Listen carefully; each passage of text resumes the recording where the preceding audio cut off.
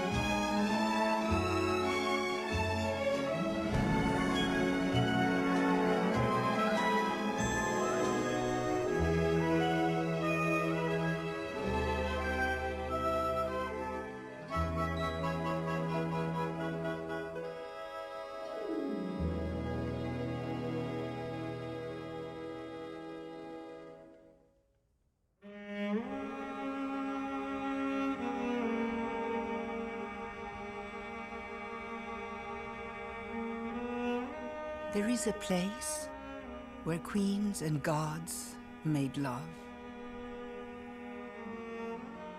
where warriors slew gruesome creatures,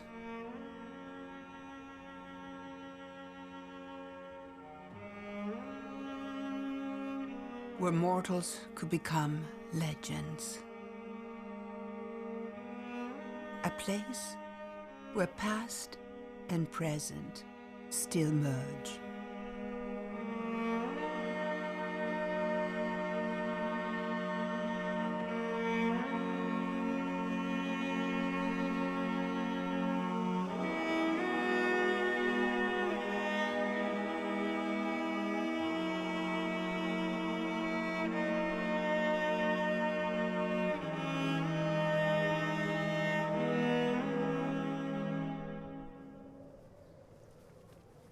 Pompeii was a city driven by violent passions, a city shaped by love, revenge, sex, power, violence, lust, ambition, sin, and superstition, all still visible in the mosaics and frescoes adorning its villas, temples, and brothels.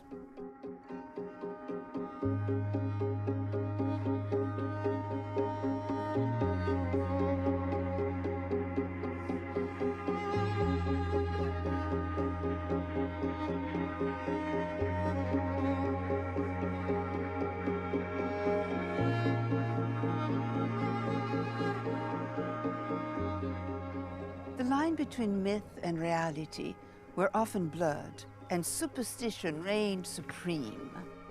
Even today, while walking in the city, one can help being utterly overwhelmed by its myths and legends. This was a place where the tales of heroes and heroines, gods and goddesses intertwine with the lives of mortals, with all their desires and divine aspirations.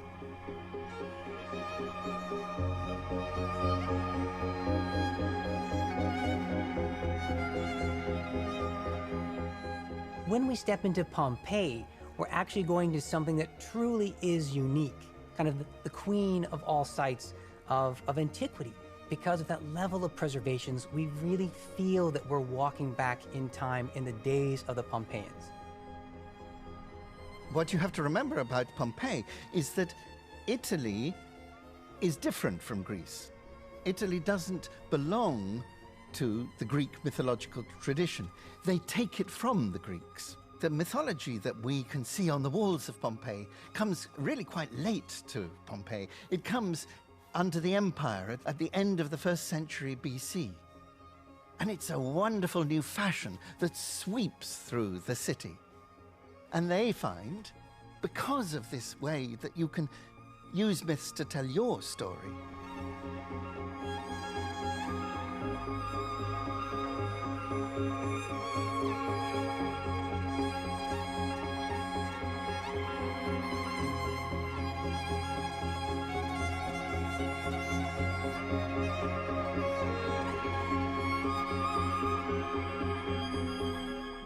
Mythology gets back to original concepts, gets back to the heart of human beings, their ideals, their dreams, and really their relationship with the immortal.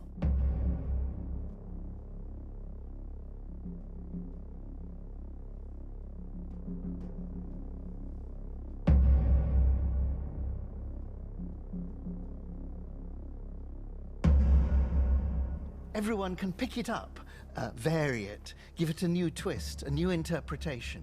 That's what they did in antiquity. And that seems to me their wonderful richness, and it's why they can survive today.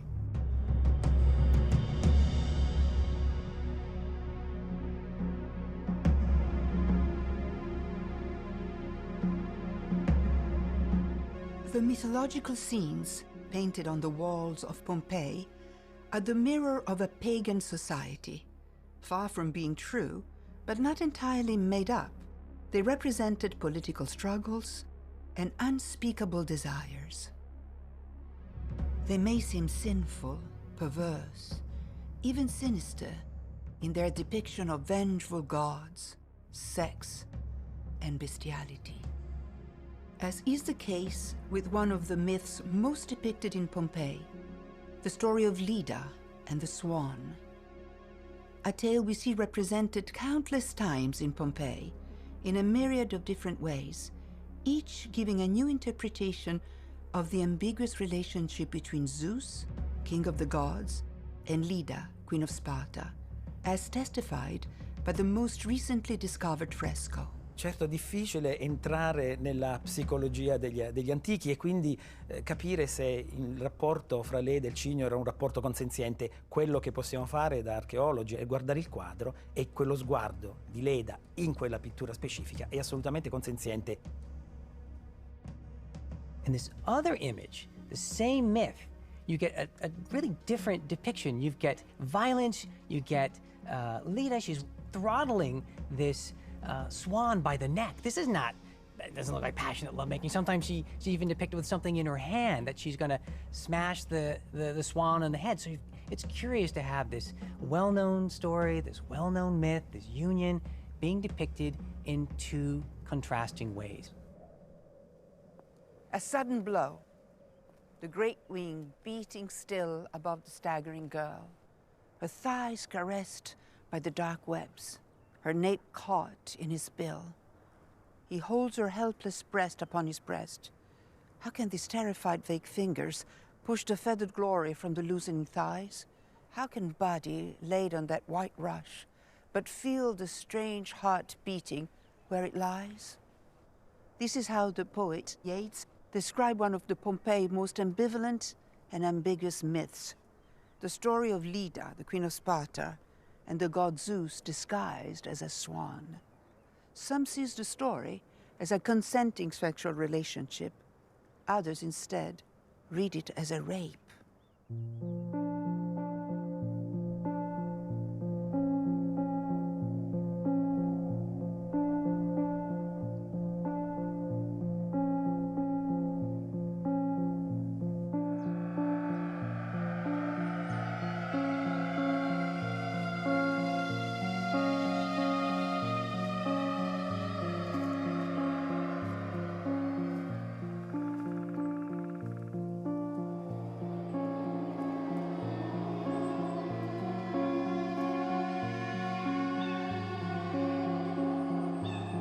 We talked about the drugs and we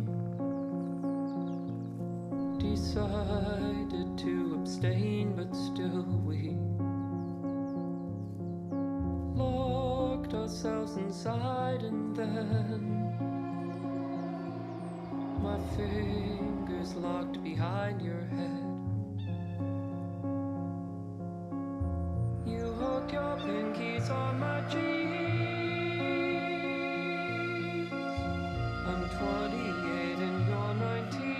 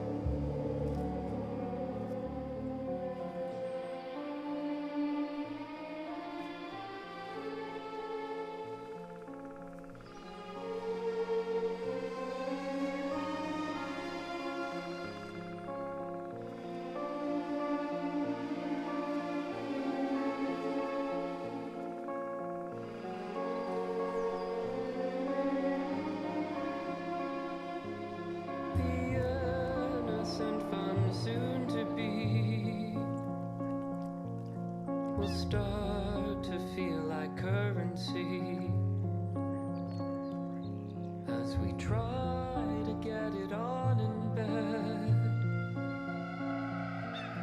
You've given me your home and head. You put on the queen instead.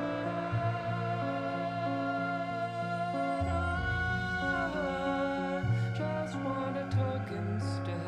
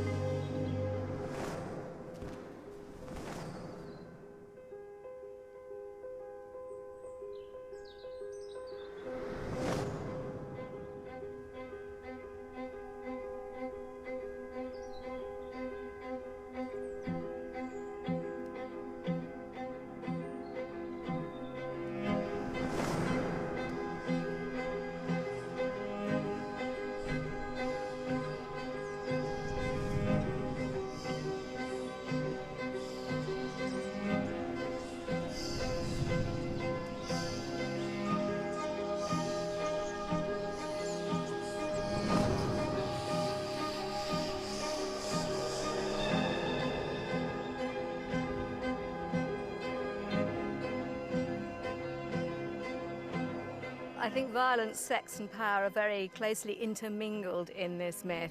There are so many stories about Zeus turning himself into different forms to have his way with different human women. But I think the way that the story in some versions is a story of seduction, in some versions a story of violence. Because we know so little about Leda, because Leda's voice never gets heard in any of these stories, we end up in that horrible central question around an act of sexual violence.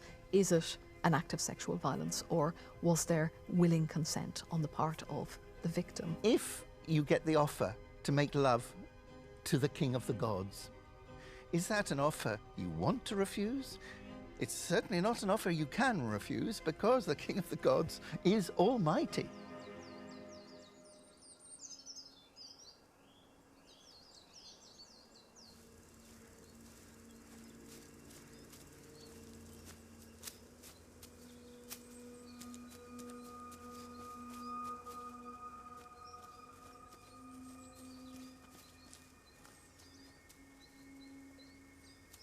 Leda has 4 children.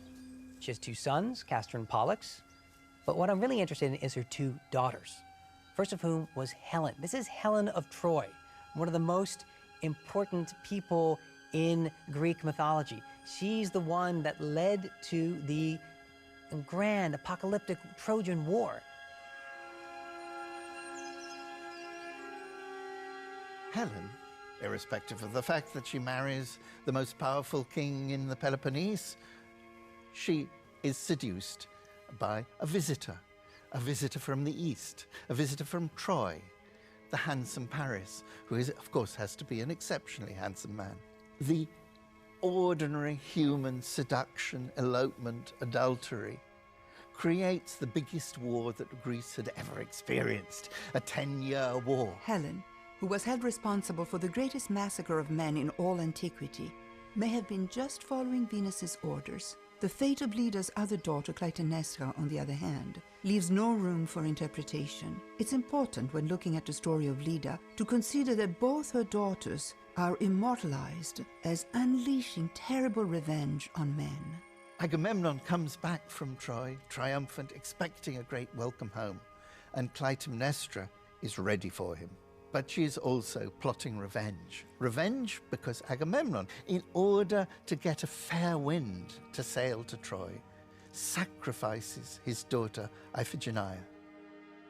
We have a fresco that actually depicts the very scene in which Agamemnon is sacrificing his daughter Iphigenia.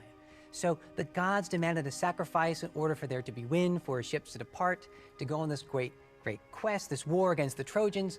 He had to make the ultimate sacrifice. He had to kill his daughter. And that's something that Clytemnestra does not forget. And Clytemnestra has to be the scariest woman you could imagine. So she doesn't murder him simply. She runs a lovely warm bath for him. And then she takes a great axe, a great two-headed axe, and slaughters him, beheads him in his own bath so that the water turns to blood.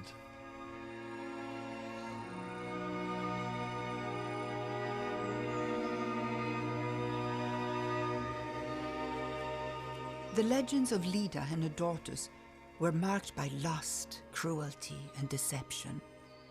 Common traits of Pompeian frescoes that bear witness to a darker side of the city. Some so graphic that they're still censored today.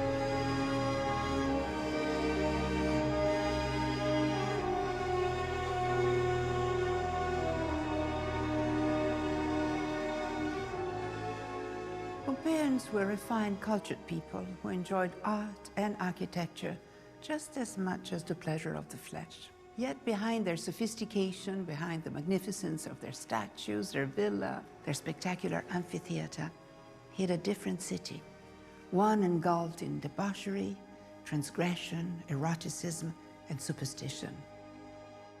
At the time of the discovery of Pompeii, you've got to think about the context. So you have the Bourbon kingdom, of course, they're fervent Catholics. When you start to discover in Pompeii these incredibly, blatantly graphic, erotic scenes, what do you do with it? I mean, you could destroy it. I mean, there's some overpainting. But for the most part, you're taking them and you're putting them away for safekeeping. They're not for public consumption. End up putting them on certain places like the secret cabinet, where you need special permission to get access to look at these really kind of raunchy scenes. Visiting the secret cabinet in Naples' National Archaeological Museum wasn't easy. The frescoes were considered so scandalous that 3 different keys were required in order to open its doors. The censorship of the secret cabinet ended only in 1967. And today, even still today, if you want to go inside, you have to be at least 14 years old. But in a city like Pompeii, not all representations of nudity were considered erotic. Here, the human form was seen as a measure of perfection and beauty, a hymn to life and happiness.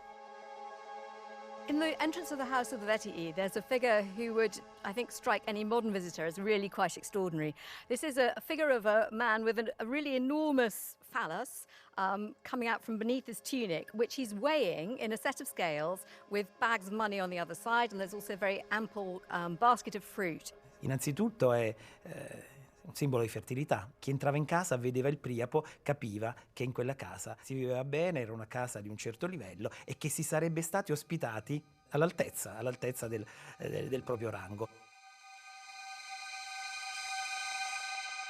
In Pompeii, a sight of the phallus is really very common. There are penises everywhere you look, really. There are amulets, there are frescoes showing penises.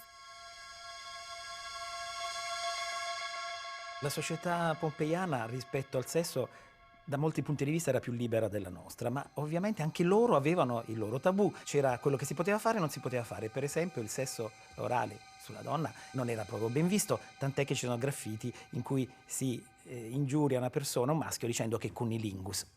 Anche l'omosessualità è ben vista se l'uomo è attivo, ma non va proprio bene se invece è passivo. There are an enormous number of signs of prostitution in Pompeii. Is it because Pompeii was something special? Was it because it was a port city, visited by lots of sailors, a commercial city with lots of people coming and going? All these things are true, but prostitution was extraordinarily common in the Roman world. Roman prostitutes operated under the arches. Think of the arches of an aqueduct. They leave lots of spaces that are easily accessible to the public, and the Latin for an arch is a fornix, and that's how we have the word fornication. These are the people who fornicate. There's been a lot of debate about exactly which premises in Pompeii might have been used for prostitution, and how many brothels did Pompeii have, for instance, and some have suggested that the property of Julia Felix was used for that kind of activity. Included in Julia Felix's property is this rather lovely set of baths, including a lovely outside bath and a sauna, so they're quite sort of luxurious.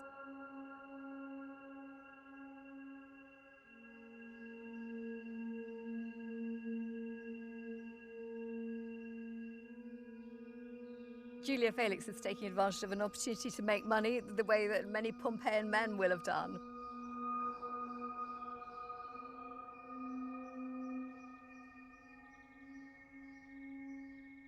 There's nothing unusual about her project, except that she's a woman, and we know that it's a woman who's responsible for it.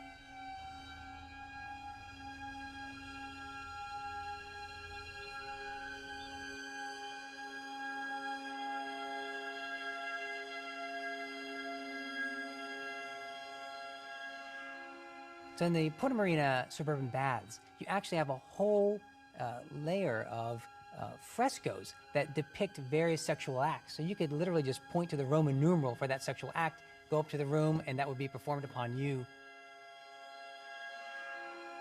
One thing that Pompeii gives us is this extraordinary brothel that is a brothel for a dozen people operating at the same time. It's custom built. It could serve no other purpose than a brothel because it's a series of cells that are as wide as a bed. So you don't just go to the brothel, you don't just go to the bath complex, but also even bars, thermopoliums. One example we have is that it seems from the artistic decoration that's in that particular bar, it seems that there's a back room where you can, again, go to a prostitute.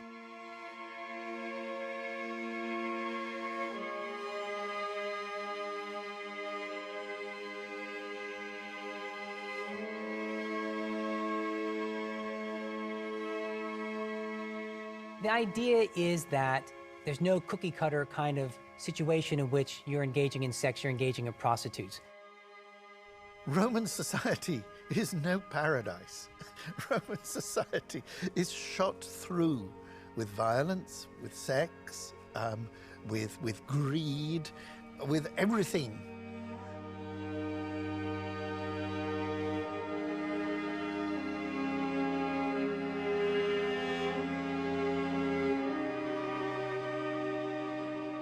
Pompeians loved carnal pleasures and sex in all its forms: mercenary, chaste, homosexual, and heterosexual.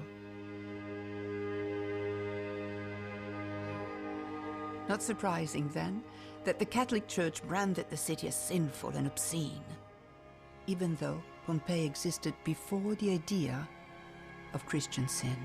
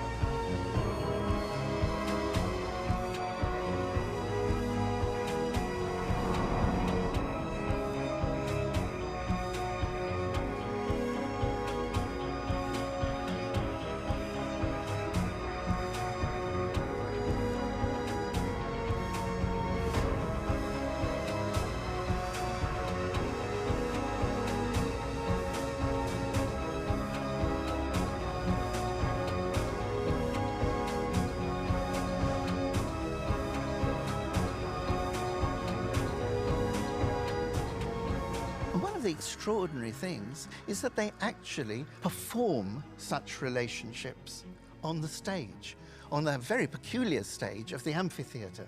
Pasiphae being raped by a bull on stage, being raped to death. And this, for the Romans, is a form of entertainment. In order to stage the unthinkable, Pompeians built one of the most beautiful amphitheaters of southern Italy, where human lives were merely used as theatrical props.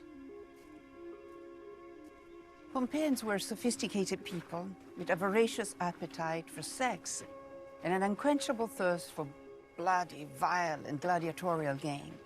Graffiti and election posters demonstrate the importance of the game were for the cultural life of the city. As a society steeped in superstition and myth, gladiators became the real-life heroes. Regarded as good omens, Pompeians decorated their homes with gladiatorial relief, and in 70 BC, two rich merchants built a magnificent amphitheater, and it's there that the Pompeian thirst for violence would lead to one of the most gruesome riots the ancient world had ever seen.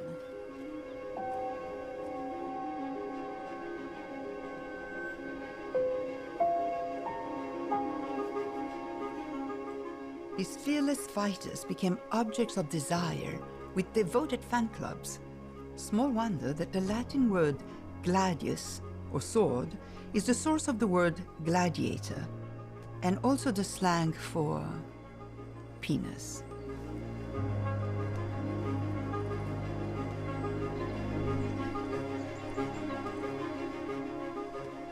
Gladiators were real sex symbols throughout the Roman world, and we see evidence of that strongly in Pompeii. There's graffiti, for instance, in the barracks and the gladiatorial barracks where the gladiators themselves stayed.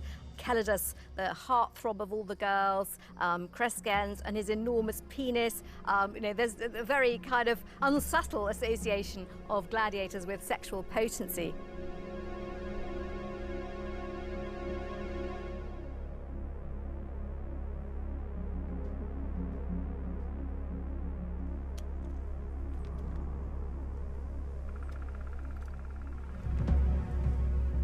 There are stories that people collected the sweat of gladiators to serve as an aphrodisiac. A satire of Juvenal that kind of mocks the great devotion of some aristocratic women to gladiators. He talks about this woman, Epia. She's a senator's wife, but she runs off with a gladiator.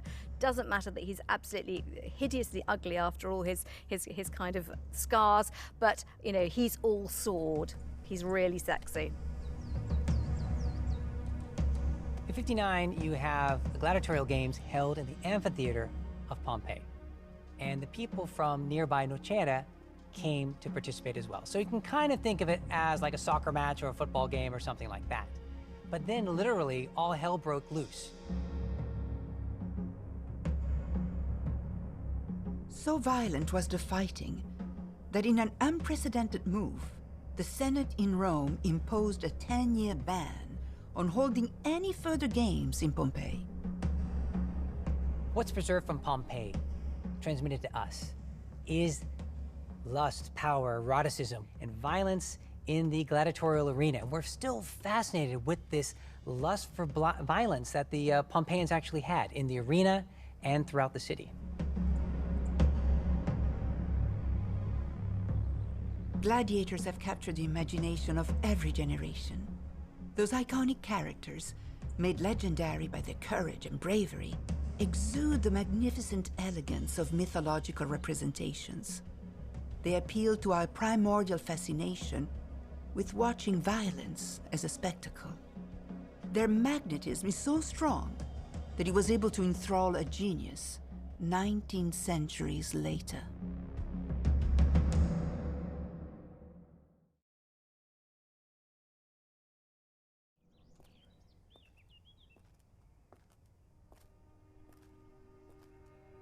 A little over 100 years ago, on the 11th of March 1917, Pablo Picasso and Jean Cocteau came to Pompeii. I wish I was here with them. They were dressed in beautiful black suit, a head's pipe. They admired a beautiful archaeological site. They must have looked at the frescoes, the villas, the mosaic, the erotic art, of course.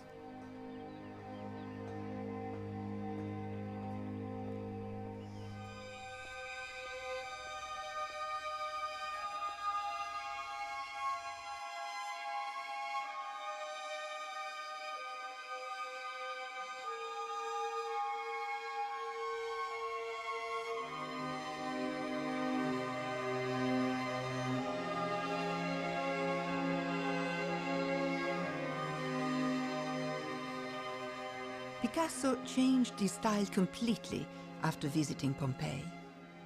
Among the places that mesmerized the father of Cubism is one of the city's most famous sites, the Villa of the Mysteries.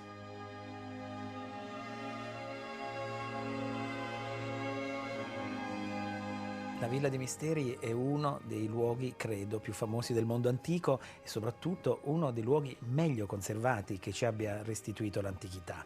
Un luogo talmente enigmatico che su questo triclinio sono stati scritti i cosiddetti fiumi d'inchiostro. The Greek word for right means to grow up, and the breathtaking frescoes in the Villa of the Mysteries allow us to witness the secret initiation of a young woman into the mystery cult of Bacchus or Dionysus.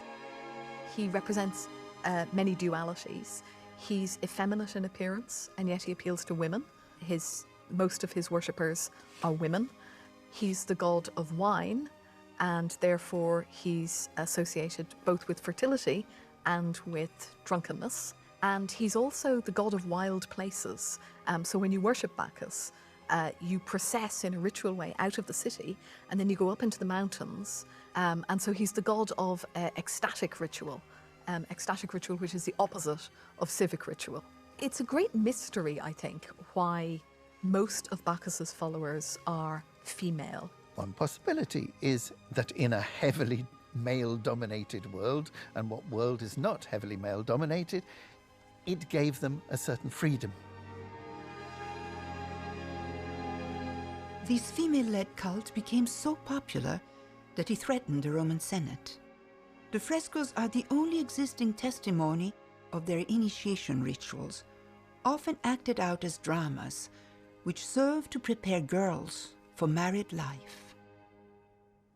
Innanzitutto al centro c'è una coppia.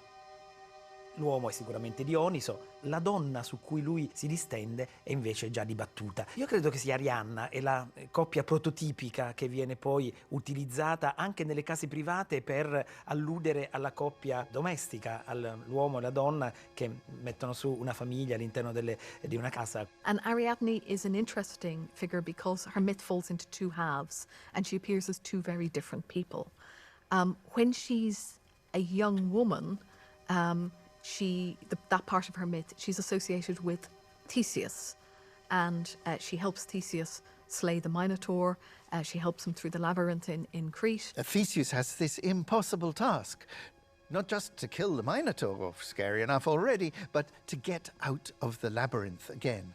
And Ariadne has the answer. As we can see in the fresco, Ariadne gives him the thread that he can follow through the labyrinth. And of course it is a very typical women's thing. Women spin, women make threads. So it's a woman's answer to a man's problem. And she goes off with him into the blue.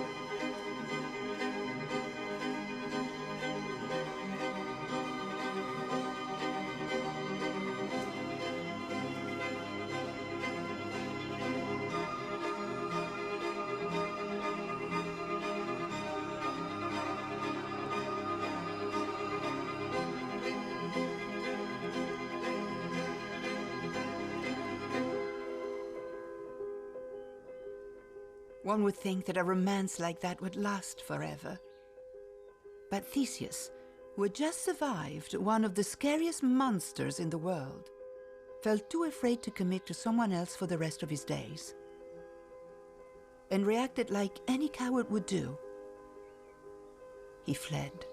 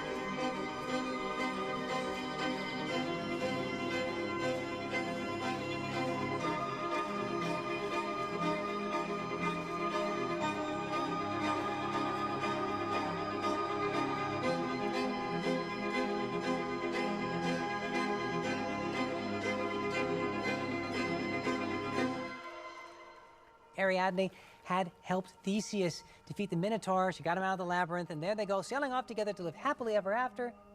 Theseus dumps her on an island.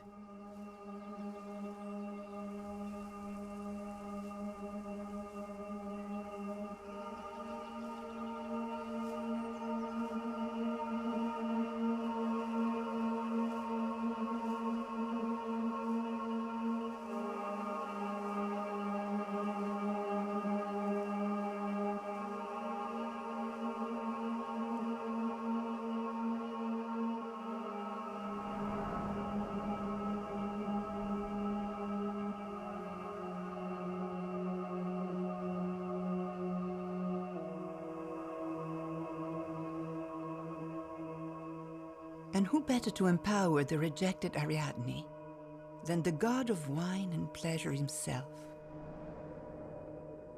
Bacchus?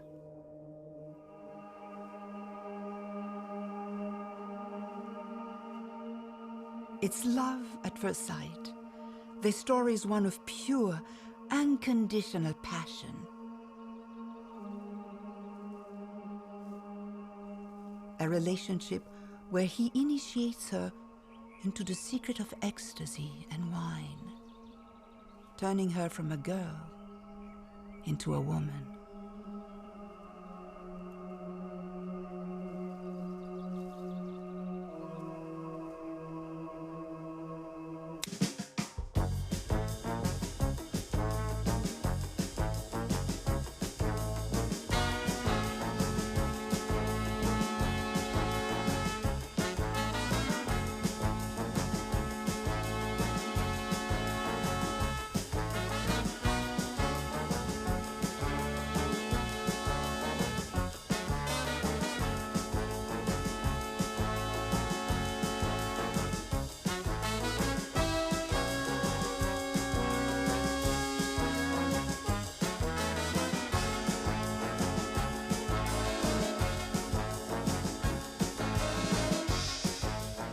The story of Bacchus and Ariadne, of course, has not just a happy ending, the happiest ending you can possibly imagine. And this is wonderfully represented in the House of Fronto. In their tablinum, in the main reception room of the house, an enormous, beautiful painted wall showing the triumph of Bacchus with Ariadne. Not a triumph over foreign enemies. No, a triumph that the liberation of getting out of human woes, and Ariadne is there with him.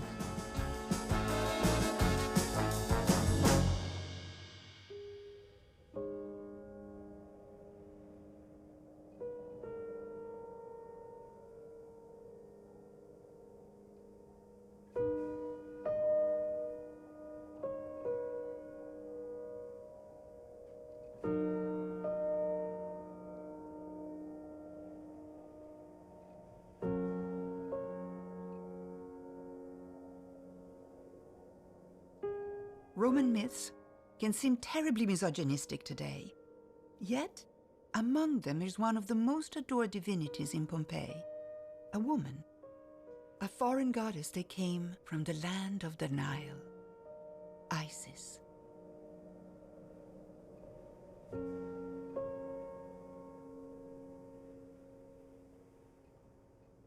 Above all, by definition, was for the Romans a foreign goddess. Isis is an Egyptian goddess. She's not part of the Roman pantheon. The cult of Isis was almost by definition different. It was exotic. It wasn't like normal Roman religion.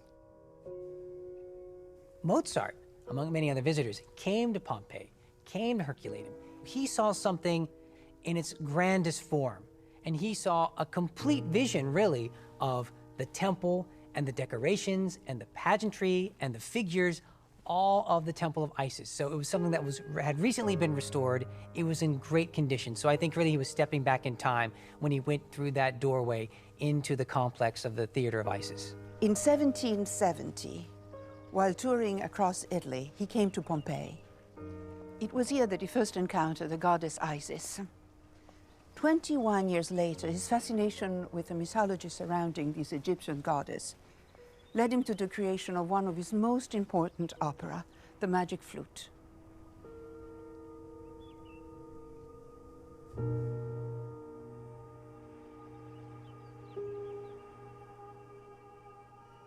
This was arguably the most significant foreign cult in Pompeii, and perhaps in the Roman world. Isis was considered by many to be the feminine archetype, worshipped right in the center of the most important part of the city. It's very hard to tell what exactly social status-wise the worshippers of Isis were in Pompeii. But you do find shrines of Isis in very rich houses, people with a lot of money. One idea is that it's connected with trade. So it's quite likely that worshippers of Isis were tradesmen, sailors, and so on. But I don't think it's limited to that.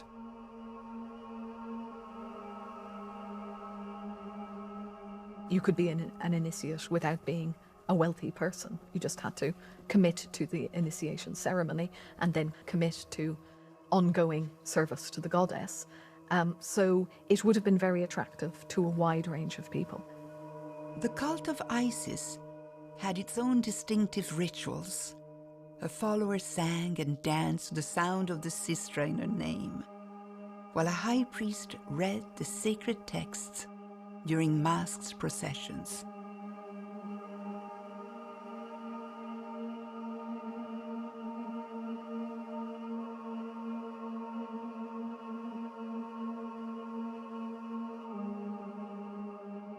The relationship between Isis, the cult of Isis, and the Romans, the Roman Senate, was very, very complex.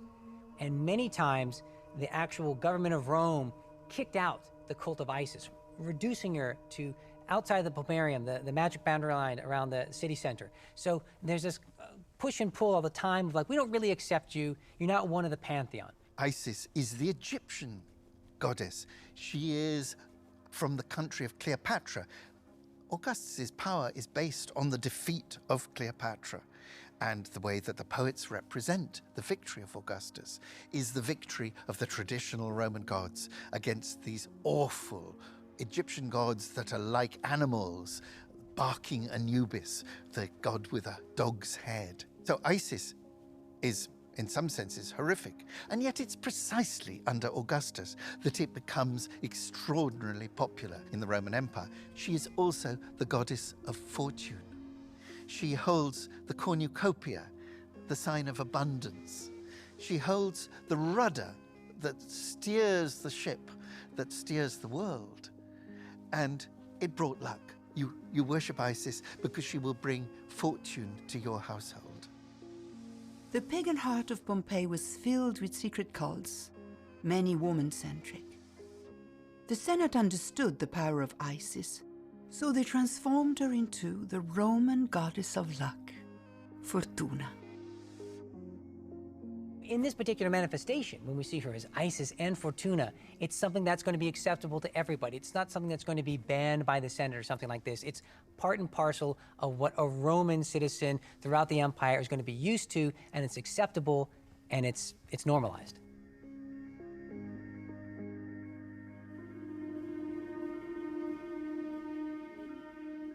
There was another divinity that traded her Greek name for a Roman one and was worshipped in Pompeii long before the Roman conquest, Venus, who brought her followers luck, beauty and wealth, and above all, the friendship of the emperor.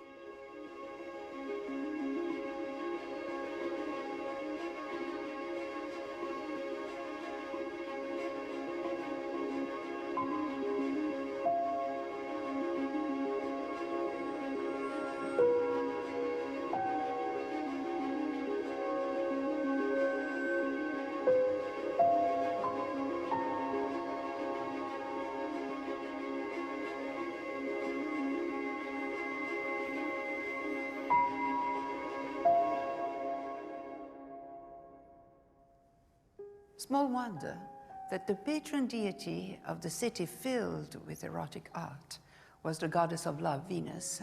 But seeing Venus just as the love deity will be totally reductive. She was the founder goddess of the city of Rome and the most prominent deity of the pantheon, associated with victory, power, and luck. A long list of generals, politicians, emperor were associated with the cult, as well as some of the most powerful women in Pompeii. Venus is a hugely important goddess in Pompeii. More than one temple to Venus we know of, and we can imagine that Venus, as the goddess of beauty and fertility, perhaps has a particular value for female citizens. Venus is always present in Pompeii. Oscan Pompeii, Greek Pompeii, Roman Pompeii. And you're going to see over time different manifestations of her, but I'd say it kind of picks up tempo and she becomes more prominent with the passing of time. Like, for example, you can see her prominently along the Decumanus, represented as a goddess being drawn in her chariot, pulled by elephants. I mean, she is a protagonist throughout, say, the daily lives of the Pompeians. They see her, they depend upon her.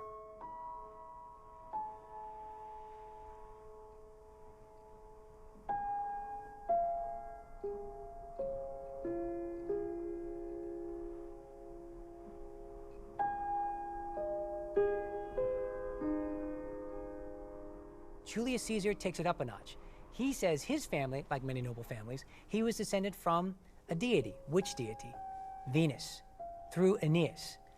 And Octavian, or Augustus, maintained that same story, pushing the agenda of his family, so that it eventually becomes the entire national religious idea that Venus favors not just the family of Julius Caesar and Augustus, but they're all the Romans. Roman society has a range of divinities, and Venus is important amongst them, partly because of her association with the imperial family.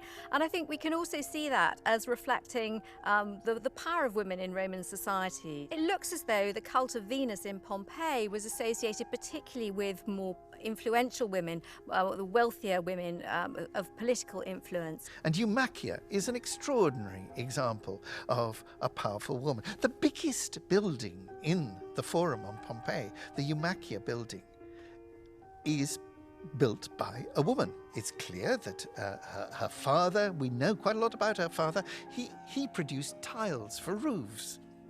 So Eumachia, however the wealth comes, she has a lot, because you don't build a major public building without enormous financial resource. L'edificio di Eumachia è un luogo estremamente monumentale, una grande corte porticata, che erano quegli edifici che davano un senso di urbanitas alle città. Non è un caso che si iniziano a sviluppare soprattutto in età augustea, quando tutte le città italiane hanno un revival incredibile di urbanitas. È proprio anche la politica di Augusto che vuole, come dire, che impone questa ristrutturazione delle città, e le città si adeguano anche agli standard romani. So she's manifesting her wealth, her greatness. She does a great, beautiful building that ultimately is so large we can't really quite put our finger on exactly what was going on here, and there are a lot of ideas about that. But the main thing is it's pretty much the largest building in the Forum area, and this is done by a woman. And to me that underlines how much power and prominence that women could have in society. In a sense, anyone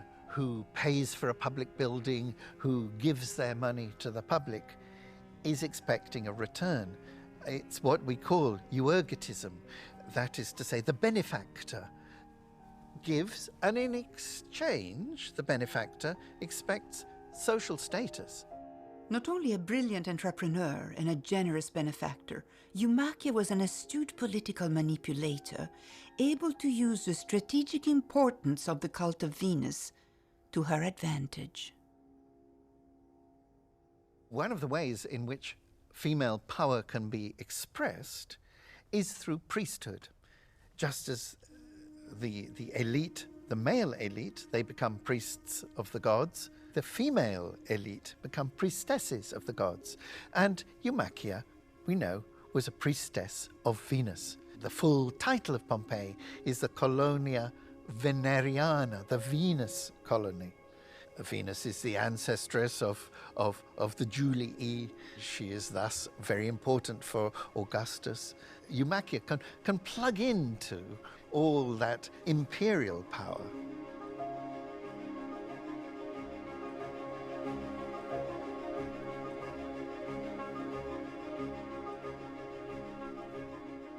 Eumakia was also involved in the economic life of the city, being the patron of the Fulones. The Fullers are people who are engaged in the processing of wool. This is a messy industry that uses large quantities of urine in order to produce those lovely shiny white togas. I should imagine that the Fulones, who are perhaps not the highest rank in Pompeian society, would see an advantage in having support from a wealthy and influential woman like Eumakia, and that might well be why they chose to club together to pay for the statue of her that adorns the building. The Fullers, the Fulones, I'm sure they would have been an important source of votes for Eumakia's son Fronto in his election campaign.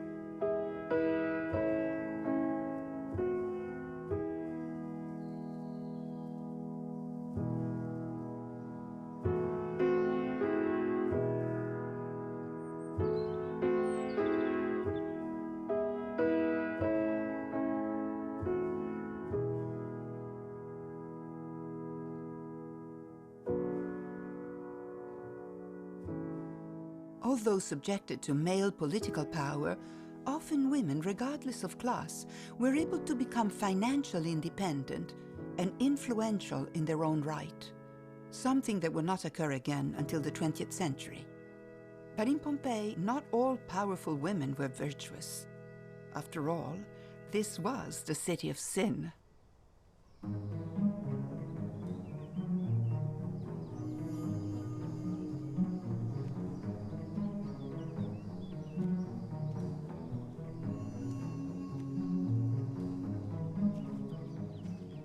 There was in the city a woman called Poppaea Sabina, and this woman possessed every quality except an honest soul.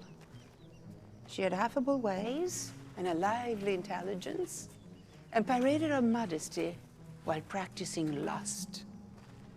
She was never a slave of any sentiments, neither her own nor the others. Where she saw profit, there she took her lust. This is how the historian Tacitus described Poppaea, a Machiavellian, lustful woman, adored by the lovers and detested by all others. Poppaea is a model of how seduction gives you power. Sex is power, and sex is power is a message in a hell of a lot of the frescoes in Pompeii. One way of thinking of Poppaea is, is local girl made good. She is a local girl. It's pretty certain. The name Poppaeus is a typical Campanian name. Beautiful and cruel, calculating and passionate. When talking about Poppaea Sabina, the line between truth and legend is blurred. Hers is a story of sex, power, hedonism, and tragedy. She wanted to be remembered and become immortal. Poppaea Sabina, who was very much attracted to the Emperor Nero, or so the story goes, and he was very attracted to her. Unfortunately, he was at that time married to Octavia, who was the daughter of the previous Emperor Claudius. Now, nevertheless, he embarked on an affair with Poppaea and sent her husband away to be governor of the province of Lusitania, which was so he was conveniently disposed of. And Nero and Poppaea conducted this affair, and Tacitus reports that Poppaea persuaded Nero to get rid of his own mother because Poppaea thought that Agrippina would be an impediment to her actually getting married to Nero. So allegedly, prompted by Poppaea, Nero has his own mother murdered.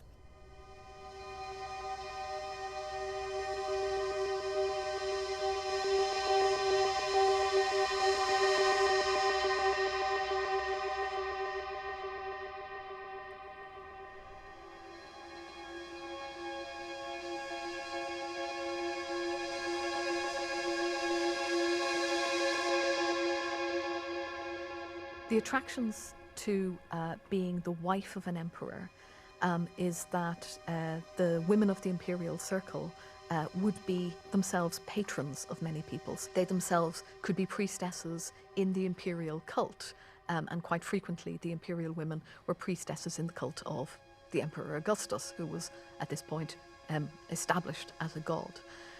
So that was the sort of life that Poppaea Sabina was aiming at. And that she achieved to a certain degree. She did successfully get transferred from her existing husband to the Emperor Nero, and she had a child with him who didn't last very long. The child died and was immediately deified, turned into a god. And this provides the sense of what Poppaea was aiming to achieve. The frescoes adorning the villas in Pompeii give us unique insight into their owners. Poppaea's luxurious villa of Oplontis is the apotheosis of her desire for magnificence. The clearest sign of her ambition is in a fresco that tells the story of a hero seeking immortality, just like her. Traditionally, this fresco is seen as representing the 11th labor of Hercules, when he was given the task of getting hold of the golden apples of the Hesperides from this garden in the far, far distant region and bringing them back. And this was a very difficult labor. The tree was guarded by this fearsome snake laid on, and so it was thought to be impossible to get these apples, but Hercules managed to do it and bring them back. But Hercules is very deliberately placed in there to show us that it is a mythical landscape and that it is a landscape associated with a very specific labour, and that labour is very specifically associated with immortality.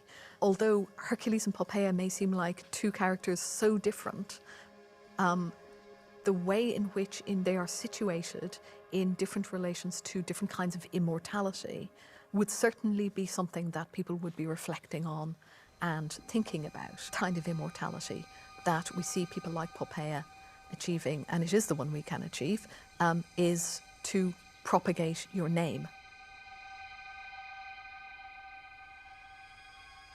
It seems that Poppaea has achieved a goal to become the most important woman in the empire.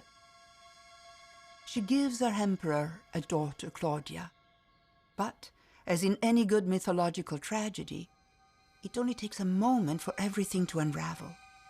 Claudia dies at the 4th month of age, and her second child will meet an even worse fate.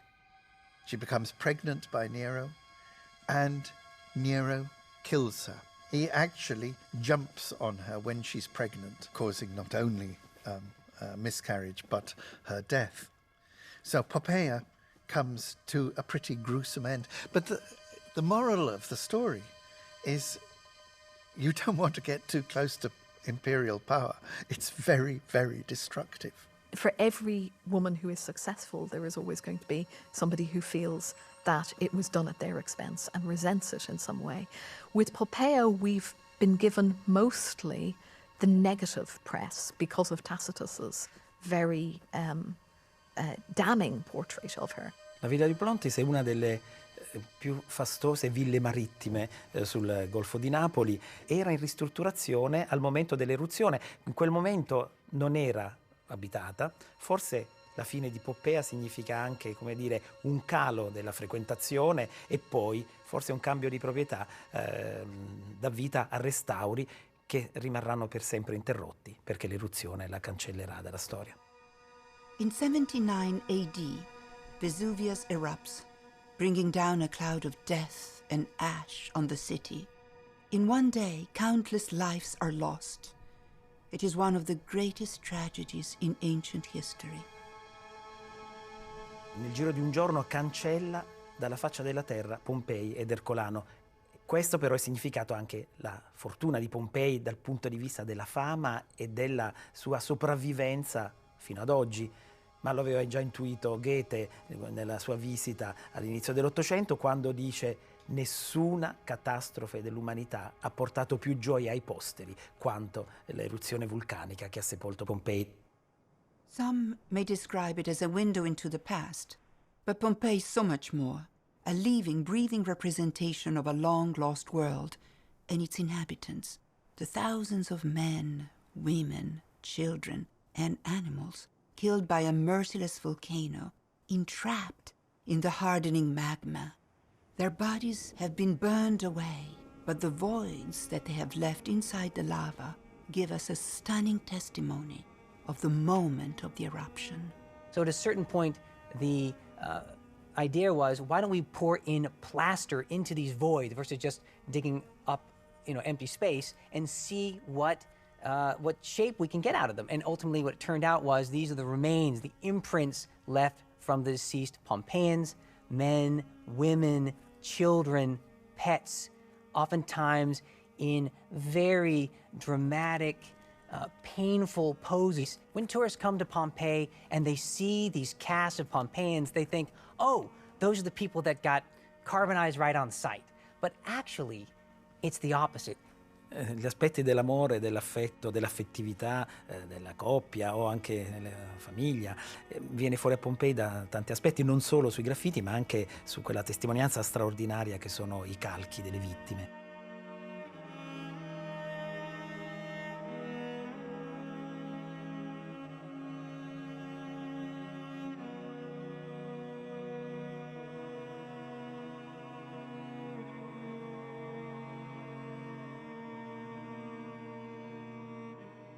Fra queste testimonianze, una in particolare commovente è quella di due persone che sono morte praticamente abbracciate, uno sul ventre dell'altro, quasi cercando protezione. Di loro, che si pensava fossero due donne, dopo il primo esame del DNA uno risulta un maschio. Allora avevamo pensato quindi a una coppia di un uomo e una donna, ma le analisi vanno avanti e anche il secondo, anche se meno incerto, sono più incerto perché il DNA era più corrotto, lì sembra un uomo anche l'altro. Quindi sembrano due uomini. Ovviamente è difficile dire in che rapporto, potrebbero essere dei fratelli, padre e figlio, potrebbero essere degli amanti. Comunque, fatto sta che le nuove analisi che ci permette appunto il nostro mondo contemporaneo stanno stravolgendo la nostra conoscenza su Pompei e sugli antichi pompeiani.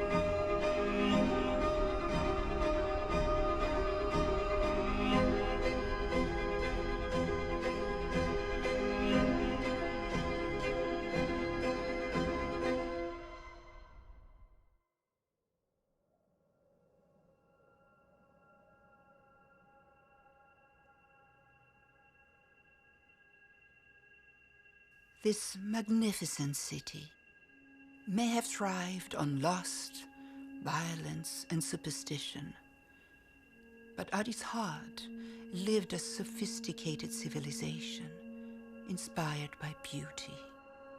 A civilization that flourished, balancing on the thin, invisible line separating fact from fiction.